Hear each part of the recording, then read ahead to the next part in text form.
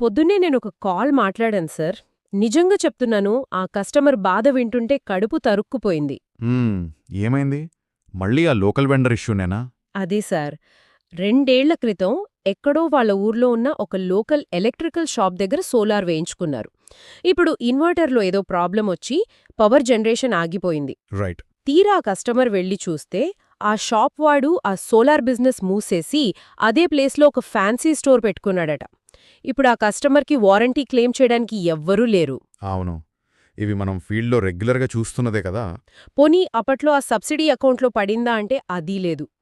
కేవలం ఒక 15,000 తక్కువకొస్తుందని ఆశపడి మన కస్టమర్లిలా మోసపోవడం చూస్తుంటే నా 15 ఏళ్ల సర్వీస్లో ఇదెక్కడి న్యాయం అనిపిస్తుంది. ఇది నిజంగా దురదృష్టకరమన్నా. మన దగ్గరున్న ఆ మార్కెట్ రీసెర్చ్ రిపోర్ట్స్ కూడా ఎగ్జాక్ట్గా ఇదే చెప్తున్నాయి. ఈ 2020 నుంచి 22 మధ్యకాలంలో మన ఏపీలో సోలార్ మార్కెట్ సడన్గా బూమ్ అయింది కదా. అవును, కోవిడ్ టైం తర్వాత బాగా పెరిగింది. ఎగ్జాక్ట్లీ. అప్పుడు ఈ లోకల్ ఎలక్ట్రికల్ షాపులు, ప్లంబింగ్ కాంట్రాక్టర్లందరూ ఏంటంటే ఈ బిజినెస్లోకి దిగేశారు. వాళ్ళ ఇంటెన్షన్స్ బహుశా చెడ్డవి కాకపోవచ్చు. అంటే వాళ్ళు కావాలని మోసం చెయ్యట్లేదంటారా? కావాలని కాదు, కానీ సమస్య అంతా వాళ్ళ బిజినెస్ మోడల్లో ఉంది. సోలార్ అనేది కేవలం ఒక వస్తువు అమ్మి చేతులు దులుపుకునే వ్యాపారం కాదు కదా. ఖచ్చితంగా అదొక 25 ఏళ్ల ప్రయాణం. రైట్. ఆ కమిట్మెంట్ని నిలబెట్టుకునే ఫినాన్షియల్ స్టెబిలిటీ, ఆ టెక్నికల్ బ్యాండ్విడ్త్ ఆ లోకల్ వెండర్ల దగ్గర ఉండదు. మార్కెట్లో కొంచెం కాంపిటీషన్ పెరగగానే చాలా ఈజీగా బోర్డ్ మార్చేసి వేరే బిజినెస్కెళ్ళిపోతారు. కరెక్టే సార్. కానీ కస్టమర్ పాయింట్ ఆఫ్ వ్యూలో ఆలోచించండి. వాళ్ళకి బిజినెస్ మోడల్స్ ఇవన్నీ తెలియవు కదా. అరే వాళ్ళు మనూరి వాళ్లే కదా, మన కళ్ళెదురుకే ఉంటారు కదా అని ఫీల్ అవుతారు. ఆ నమ్మకం సహజమే. ఏమైనా ప్రాబ్లం వస్తే వెంటనే వెళ్లి నిలదీయచ్చు అని అనుకుంటారు. కళ్ళెదురుగా ఉండే మనిషి మీద నమ్మకంతో లోకల్ వాళ్ల దగ్గర సోలార్ వేయించుకుంటే తప్పేంటి అని మన కస్టమర్లు చాలా ఇన్నోసెంట్గా అడుగుతుంటారు. ఆహనా. ఇక్కడే టెక్నికల్ రియాలిటీని మనం బ్రేక్ డౌన్ చేయాలి. టెక్నాలజీకి నమ్మకం కన్నా ఎస్టాబ్లిష్డ్ సిస్టమ్ ముఖ్యం. అంటే వాళ్ళు వాడే ఎక్విప్మెంట్లో తేడా ఉంటుందంటారా? చాలా పెద్ద తేడా ఉంటుంది. ఒక లోకల్ వెండర్ దగ్గర సోలార్ వేయించుకున్నప్పుడు వాళ్ళు తెచ్చే ప్యానెల్స్ చాలా వరకు నాన్ డీసీఆర్ ప్యానెల్సే ఉంటాయి. ఒక్క నిమిషం, ఈ డీసీఆర్ అంటే డొమెస్టిక్ కంటెంట్ రిక్వైర్మెంట్ కదా? అవును, డొమెస్టిక్ కంటెంట్ రిక్వైర్మెంట్. అంటే ప్యానెల్ లోపలుండే సోలార్ సెల్స్ ఖచ్చితంగా మన దేశంలోనే తయారై ఉండాలి. ఆ సర్టిఫికేషన్ లేకపోతే గవర్నమెంట్ సబ్సిడీ ఇవ్వదు కదా.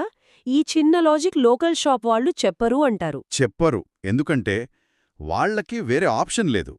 ఇక్కడ సప్లై చైన్ మెకానిజం ఎలా పనిచేస్తుందో చూడండి. ఒక టియర్ 1 మ్యానుఫ్యాక్చరర్ అంటే హైయెస్ట్ క్వాలిటీ ప్యానెల్స్ తయారు చేసే బ్రాండెడ్ కంపెనీ అన్నమాట. వాళ్ళు కనీసం మెగావాట్ల లెక్కన బల్క్ ఆర్డర్స్ ఉంటేనే సప్లై చేస్తారు.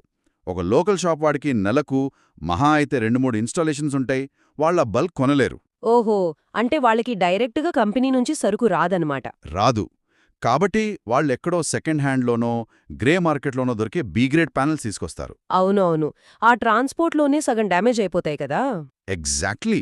వాటిల్లో మైక్రో క్రాక్స్ డెవలప్ అవుతాయి. పైకి బాగానే కనిపిస్తాయి, కానీ కరెంట్ జనరేషన్ సరిగ్గా ఉండదు. అంటే ఒక సామాన్య వ్యక్తికి తెలియకుండానే వాళ్ళ ఇంటి పునాదిలోనే ఇంత పెద్ద కాంప్రమైజ్ జరుగుతోందన్నమాట. అవును. ఇంకో ప్రాక్టికల్ ప్రాబ్లం ఏంటంటే panel performance monitoring. Monitoring apps గురించి చెప్తున్నారా? అదే, ప్యానెల్స్ వేశాక ఏ ప్యానెల్ ఎంత కరెంట్ జనరేట్ చేస్తోంది, ఎక్కడ ఫాల్ట్ ఉంది అనేది ఆటోమేటిక్గా డిటెక్ట్ చేసే అడ్వాన్స్ టెక్నాలజీ ఈ లోకల్ షాపుల దగ్గర ఉండదు. అంటే సార్, కస్టమర్కి ఆ కరెంటు బిల్లు మళ్లీ పెరిగే వరకు తమ ఇంటి మీద ఉన్న సిస్టమ్ సరిగ్గా పనిచేయట్లేదన్న విషయం కూడా వాళ్ళకి తెలీదన్నమాట. ఖచ్చితంగా. ఇక స్పేర్ పార్ట్స్ ఇన్వెంటరీ సంగతి చూద్దాం. అన్న మనకి బాగా తెలిసిన విషయమే ఇది. అవును, ఆ ఇన్వర్టర్లు కాలిపోయే ఇష్యూస్. రైట్. మన ఏపీలో సమ్మర్ వచ్చిందంటే వోల్టేజ్ ఫ్లక్చువేషన్స్ ఎలా ఉంటాయో అందరికీ తెలుసు. ఒక్కోసారి 180 వోల్ట్స్కి పడిపోతోంది, ఒక్కోసారి 260కి వెళ్తోంది. బాబోయ్, మన గుంటూరు, విజయవాడ ఎండల్లో ఆ వోల్టేజ్ అప్ అండ్ డౌన్స్ ఫీల్డ్లో నేను రెగ్యులర్గా చూస్తుంటాను. ఆ టైంలో లోకల్ గ్రేడ్ ఇన్వర్టర్స్ లోపల ఉండే కెపాసిటర్స్ బ్లాస్ట్ అవుతాయి. ఆ బ్లాస్ట్ అయినప్పుడు జైవిక్ లాంటి సెంట్రల్ ఆపరేషన్స్ ఉన్న కంపెనీ దగ్గరైతే ఏపీ అంతటా ఉన్న వేర్హౌజులలో ఆ స్పేర్ పార్ట్స్ ఎప్పుడూ రెడీగా ఉంటాయి. మన సర్వీస్ టీం వెళ్లి వెంటనే రీప్లేస్ చేసేస్తుంది. కానీ లోకల్ షాప్ వాడు ఆ పార్ట్ కోసం మళ్ళీ ఎక్కడో హైదరాబాద్కో ఢిల్లీకో ఆర్డర్ పెట్టి వారం 10 రోజులు వెయిట్ చేయాలి. వాళ్ళకి ఎటువంటి ఫార్మల్ ఏఎంసీ అంటే యాన్యువల్ మెయింటెనెన్స్ కాంట్రాక్ట్ స్ట్రక్చర్ ఉండదు. ఆ వారం 10 రోజులు ఆ ఇంట్లో వాళ్లు పవర్ కట్స్ ఫేస్ చేస్తూ ఏసీలు ఆన్ చేసుకోలేక ఎంత ఇబ్బంది పడతారో ఆలోచించండి సార్. మన కస్టమర్ల పరిస్థితి తలుచుకుంటేనే భయమేస్తుంది. ఇక్కడే ఒక సెంట్రల్ స్కేల్ ఆపరేషన్స్ ఉన్న కంపెనీకి లోకల్ వెండర్కి ఉన్న తేడా బయటపడుతుంది. అవును సార్. మన జైవిక్ ఆపరేషన్స్ చూస్తే ఈ డిఫరెన్స్ క్లియర్గా అర్థమవుతుంది. గత 15 ఏళ్లలో ఈ ఫీల్డ్లో ఎన్ని మార్పులొచ్చాయో నేను స్వయంగా చూశాను. చాలా వచ్చాయి. టెక్నాలజీ పరంగా అయితే ఎంతో అప్గ్రేడ్ అయింది. అదే కదా, పాత తరం పాలీ ప్యానెల్స్ నుంచి మోనోకి, ఇప్పుడు టాప్కాన్ బైఫేషియల్ ప్యానెల్స్ అంటే ప్యానెల్కి రెండు వైపులా సూర్యరశ్మిని గ్రహించి కరెంట్ జనరేట్ చేసే టెక్నాలజీ వరకు మార్పులొచ్చాయి.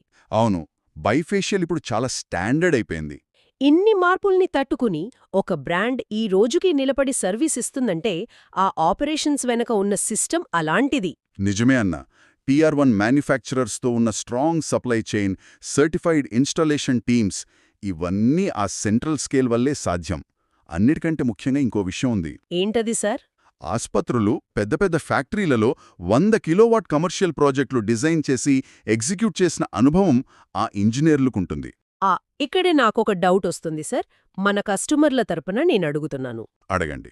హాస్పిటల్స్, ఫ్యాక్టరీలకి 100 కిలోవాట్ చేసే అంత పెద్ద కంపెనీకి ఒక సామాన్యుడి ఇంటి మీద 5 కిలోవాట్ వెయ్యడమనేది చాలా చిన్న ప్రాజెక్ట్ కదా. వాళ్ళు దీన్ని చిన్నచూపు చూస్తారేమో, సరిగ్గా పట్టించుకోరేమో అన్న భయం కొంతమందికి ఉంటుంది.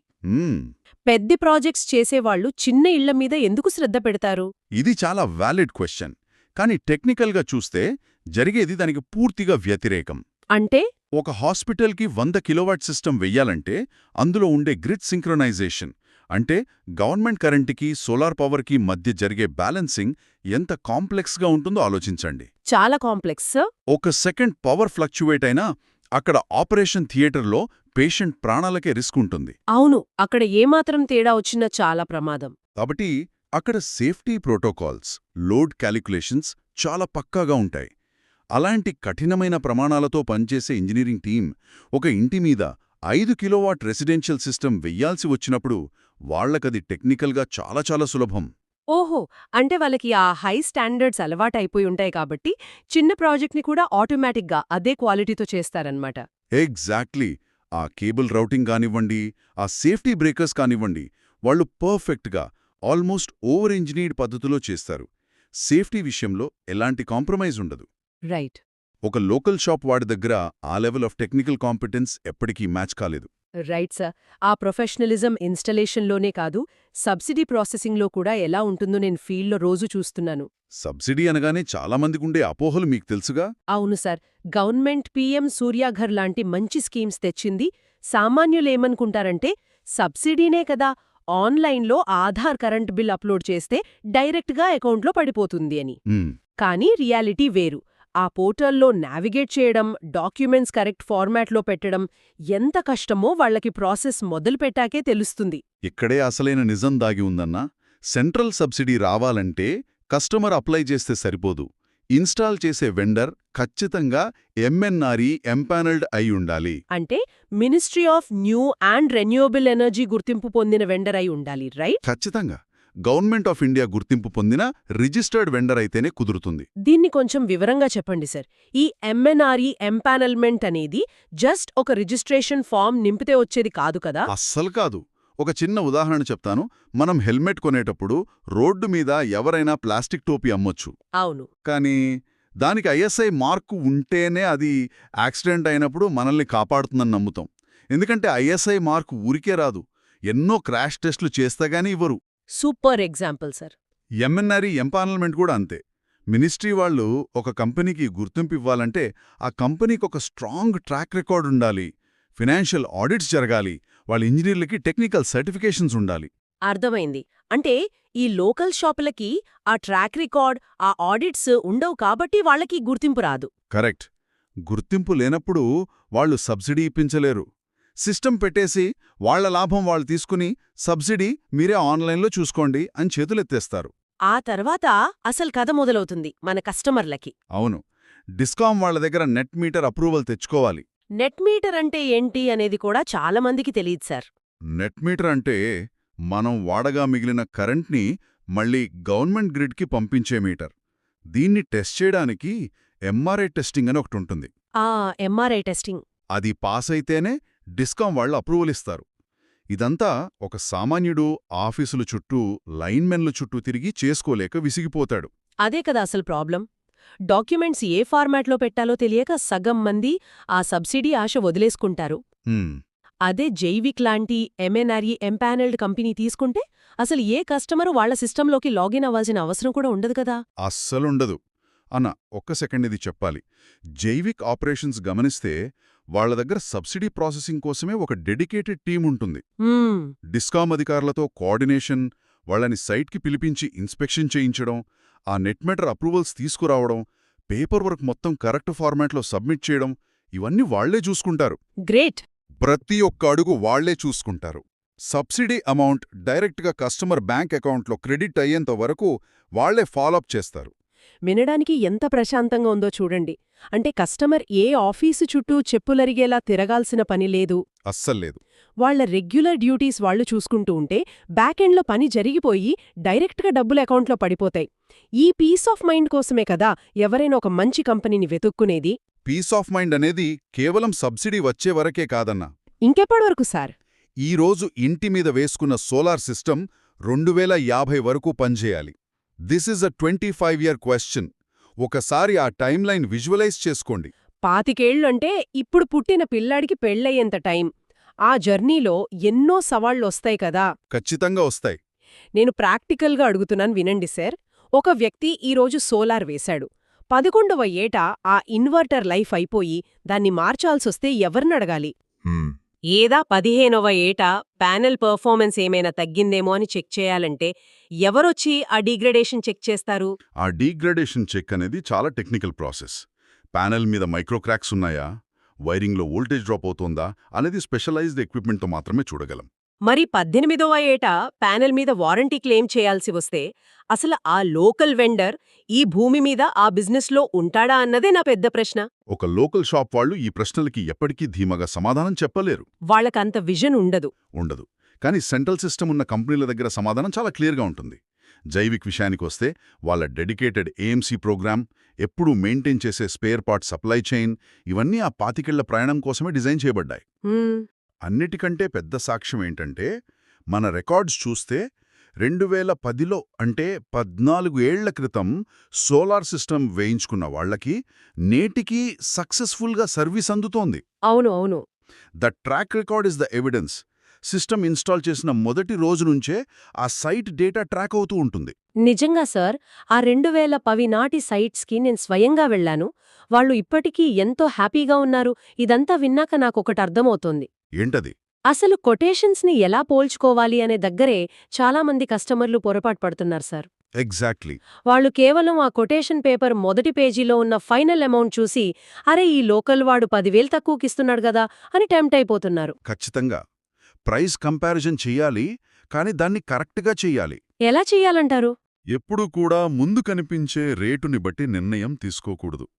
సబ్సిడీ అకౌంట్లో పడ్డాక అయ్యే అసలైన ఖర్చు అంటే నెట్ కాస్ట్ని మాత్రమే కంపేర్ చేయాలి. రైట్, నెట్ కాస్ట్ని చూడాలి.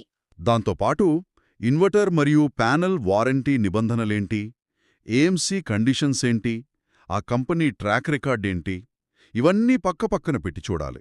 అంటే మీరు చెప్పేది అసలు సబ్సిడీనే ఇప్పించనేని, రేపొద్దున సర్వీస్ ఇవ్వలేని లోకల్ వెండరిచ్చే ఆ తక్కువ కొటేషన్ నిజానికి ఏమాత్రం చౌక కాదు అని. అస్సలు చౌక కాదు. లాంగ్ రన్లో అదే చాలా ఖరీదైన వ్యవహారం అవుతుంది కదా సార్? అందులో ఎలాంటి సందేహం లేదన్నా. టెక్నికల్ రిస్క్, మెయింటెనెన్స్ కాస్ట్ ఇవన్నీ లెక్కేసుకుంటే ఆ 10-15 వేల తేడా అనేది అసలు లెక్కలోకి రాదు. టూ కాస్ట్ కంపారిజన్ ఎప్పుడూ కూడా ఫుల్ సబ్సిడీ ప్రాసెసింగ్ కెపాసిటీ ఉన్న ఒక ఎస్టాబ్లిష్డ్ కంపెనీకే ఫేవర్గా ఉంటుంది. అవును. నాకు మళ్ళీ ఆ పొద్దున కాల్ చేసిన కస్టమర్ పరిస్థితే గుర్తొస్తోంది సార్. రోజు కొంచెం ఎంక్వైరీ చేసి ఇలాంటి విషయాలు తెలుసుకుని సరైన నిర్ణయం తీసుకునుంటే ఈరోజు ఆ ఇన్వర్టర్ కాలిపోయి కరెంటు లేక ఎవ్వరికి కాల్ చేయాలో తెలియక ఆ ఎండలో అలా ఇబ్బంది పడేవారు కాదు కదా. చాలా సింపతి అనిపించింది నాకు. అందుకే అన్నా, మన కస్టమర్ల దగ్గర వేరే ఏ లోకల్ వెండర్ల కొటేషన్స్ ఉన్నా పర్వాలేదు, వాళ్లు ముందు ఒక సరైన నాలెడ్జ్ ఉన్న వ్యక్తితో మాట్లాడాలి. మన జైవిక్ ఛానల్ పార్ట్నర్ను పిలిపించి మాట్లాడమనండి. మన ఛానల్ పార్ట్నర్ ఆ కొటేషన్స్ను పక్కపక్కన పెట్టి సబ్సిడీ తర్వాత అయ్యే నెట్ కాస్ట్ లెక్కలు తీసి మన ఎంఎన్ఆర్ఈ డాక్యుమెంట్స్ చూపించి మరి ప్రతి అనుమానాన్ని క్లియర్ చేస్తారు కదా. ఖచ్చితంగా సార్. వాళ్ళ దగ్గర అన్ని డాక్యుమెంటెడ్ ప్రూఫ్స్ ఉంటాయి. అవును, ప్రతిదానికి ప్రూఫ్ ఉంటుంది. నిజమే సార్. ఒక సోలార్ ప్లాంట్ కొనడమంటే కేవలం ఒక వాషింగ్ మిషనో, టీవీనో కొనడం కాదు. 25 ఏళ్ల పాటు మన ఇంటి కప్పు మీదుండే ఒక చిన్న పవర్ స్టేషన్ని దత్తత తీసుకోవడం లాంటిది. చాలా కరెక్ట్గా చెప్పారు. రేపు పొద్దున్న ఏ బోర్డు మార్చేస్తాడో తెలియని వ్యక్తుల చేతిలో ఆ పవర్ స్టేషన్ భవిష్యత్తును పెడతారా? లేక డాక్యుమెంటెడ్ హిస్టరీ ఉన్న ఒక డెడికేటెడ్ పార్ట్నర్కి ఆ బాధ్యతను అప్పగిస్తారా అనేది ఎవరైనా 1-2 సార్లు ఆలోచించుకోవాలి. ఖచ్చితంగా ఆలోచించుకోవాలి. ఎందుకంటే ఇది ఇవాల్టి నిర్ణయం కాదు, 2050 వరకు వాళ్లతో ట్రావెల్ చేసే నిర్ణయం. ఖచ్చితంగా. ఆ కొటేషన్స్ అన్ని పక్కన పెట్టుకుని మన ఛానల్ పార్ట్నర్తో కూర్చుని క్లారిఫై చేసుకోవాల్సిన విషయమే ఇది.